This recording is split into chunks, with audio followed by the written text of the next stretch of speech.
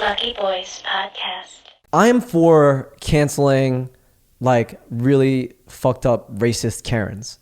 I am for that, right? But, you know, I am not like for just canceling just because someone calls someone a racist. You know, I want to see proof. I want to see, you know, whatever. But also at the same time, I also don't believe really that cancellation really does anything. It's not healthy dialogue. There's no healthy dialogue. You don't, there's no rehabilitation. In fact, if that person was racist and hateful, it's going to make that person double down, triple down because you ruined their lives and we all moved on. You know, their lives have been ruined, right? And there's no room for them to grow and become better, you know? I don't know. That's a great point you make, but I think there's nuances that we need to like I don't address. know about teaching. I know you could, you know, when people make errors like that, it's a good teaching moment. Sure. And I get it, but you can't apply that to everything. Yeah. All right. If someone's let's say a pedophile. Yeah. And I mean, there's no way you can defend a pedophile in any circumstance. Exactly. You know, like. But let's say you're a hateful racist. You're out there, you know, you want everybody to burn that doesn't look like you. I mean, that's different.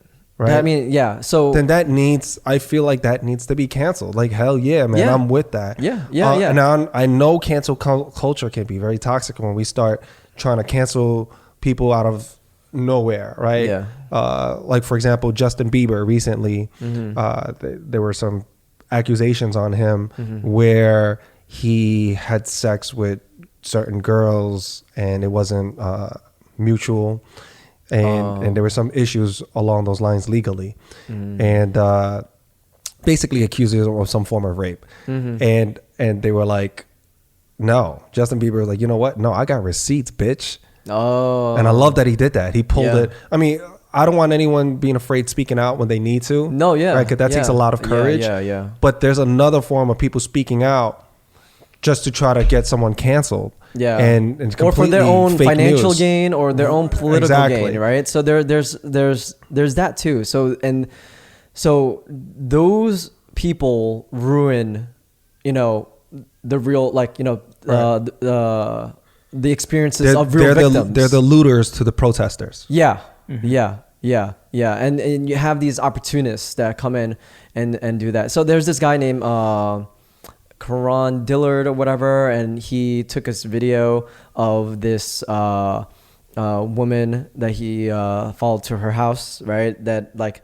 apparently she cut him off on traffic and flipped him off, right? Okay. And, you know, and then like starts videotaping her, calling her Karen, this and that, whatever, Right. and said, oh, you know, you said a racist remark, right? You said the N-word, but throughout this 15 minutes of whatever he was doing with her, he was more concerned about her flipping him off and her cutting him off, but he's calling her racist about it, right? And then it got this whole, like, everyone's like, oh, cancel this woman, you know. Right. But she wasn't racist. She didn't like if someone said, like, if someone called me a chink, right, and I was pissed off about that, right, and I found out racist, right, you know, I don't give a hell if you cut me off or you flip me off. I'm going to be bantering like, you racist motherfucker, you call me a fucking chink, you know, like, how the fuck you do that, you know? But this guy's video was just about him flipping it off,